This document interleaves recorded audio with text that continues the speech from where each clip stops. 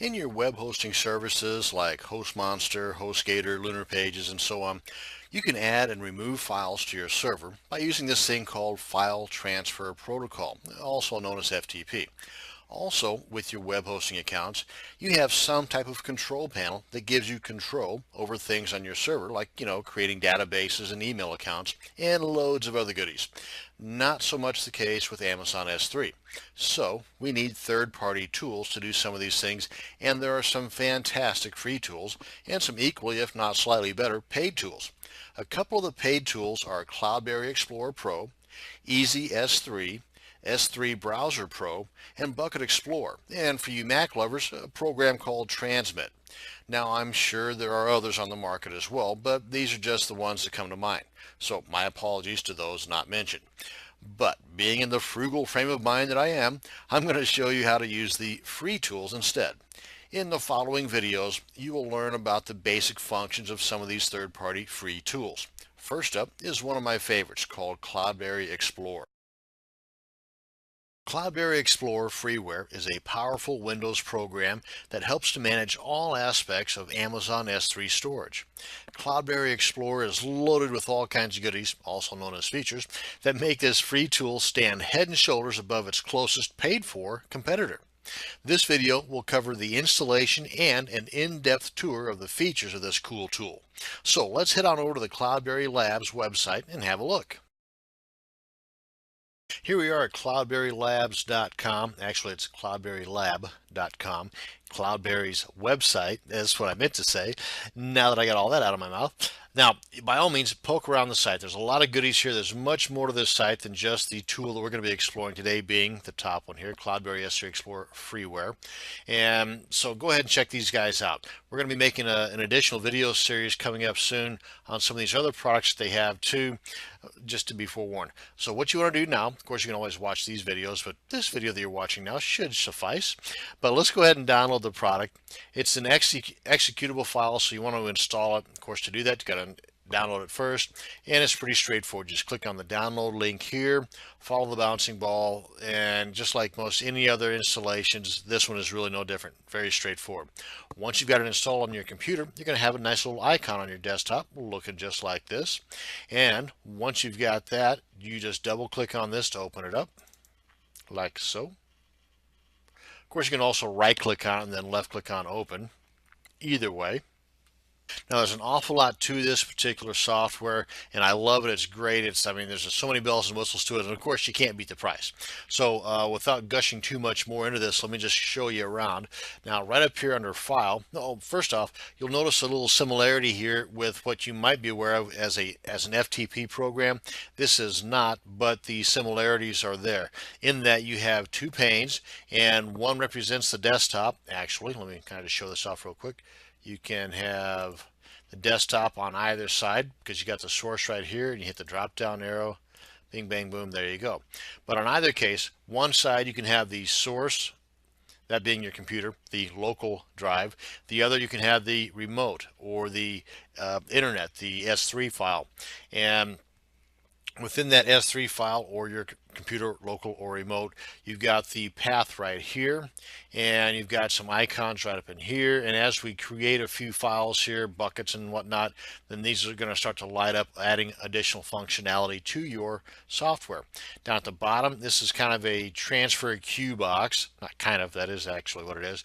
But this gives you an idea as to what's taking place, whether you are uploading, moving back and forth, downloading. This tells you what's happening. And as the items down here are taking place, you can either clear them. Of course, these are grayed out right now because there's nothing taking place.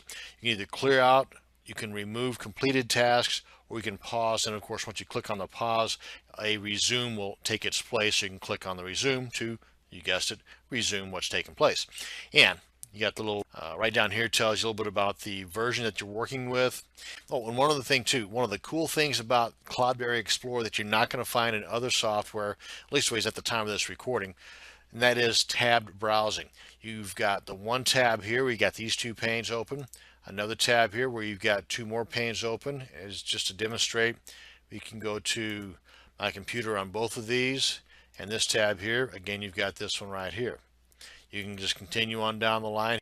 And right here it tells you a little bit about it, you know, my computer and the my computer to the account that I have right here. So let's go ahead and take a quick tour here. Under File, we've got Amazon S3 accounts, and this shows the current accounts right now for that I have set up here. You can add as many accounts as you want. At the time of this recording, Amazon AWS is not restricting you on the number of accounts you can have, as far as I know. I've got 2 set up right now, and in the next video I'm going to delete one of these and show you how to get your account from Amazon S3 into Cloudberry. So don't worry about that. We're going to cover those bases too.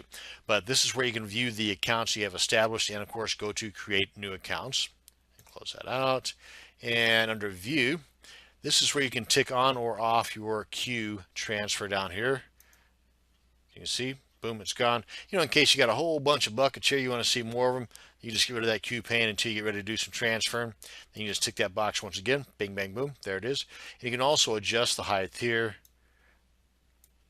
like so. And under Tools is where you're going to find some more functionality here. Under Content and Types, you click on that. If, say for example, and by the way, all of this is perfect right out of the box. Default settings are just absolutely perfect. No real reason to have to change these, but they are here for that added flexibility. So if, say for example, you are setting this up for somebody else and you do not want them to have access to this file type or that file type, just select Remove. Select Remove. And if you really screw the pooch here and mess things up, you got the Reset to Defaults button here. So no worries, they got you covered. I think they made this for people like me. Anyway, you can always edit those too if you feel the need, or you can add to them as well. Again, for myself, everything right here is fine and dandy as it is. No need for me to push the envelope there. And again, under Tools, go to Options. A lot of cool stuff here, folks. Pay attention. We got the General right here. Under the bucket location, default, I've got it set for US. Actually, this is the way it is out of the box here.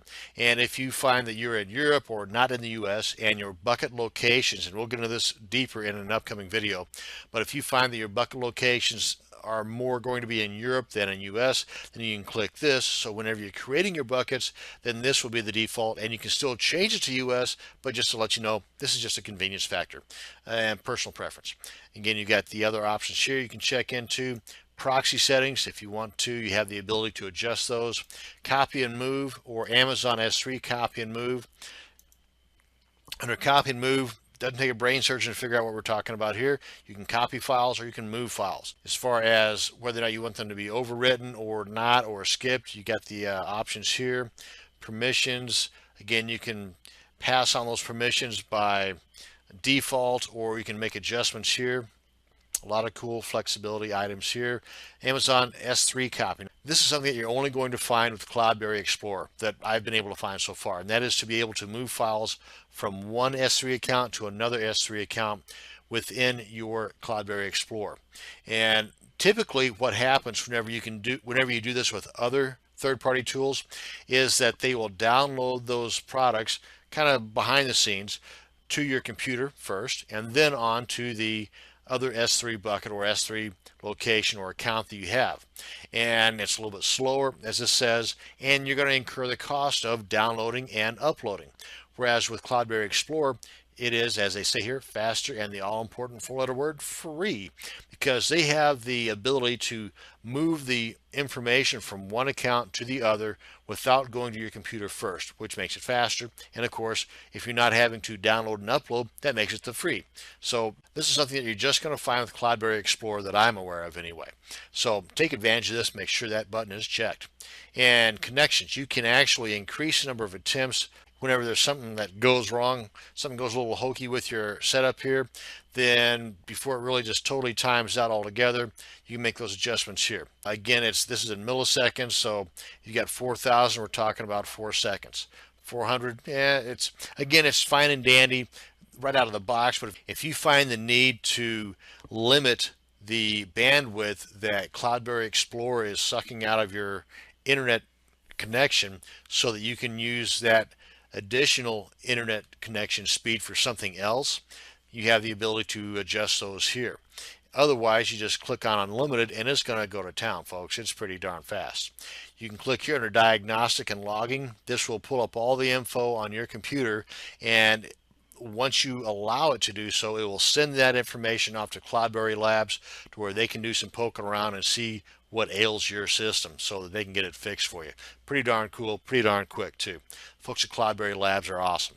And that's pretty much it insofar as a quick tour of the options section.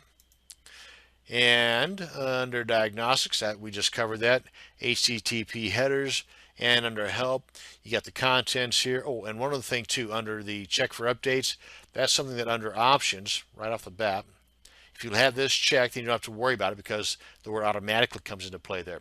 So if you cancel this out here, you come over here to help, and you want to just if you want to manually check for updates, you got the option right there. Head on back to the Cloudberry Lab website right there, and if you love Cloudberry Explorer as much as I do and as much as I think you will, show the love, folks. Send them some feedback and let them know what you think.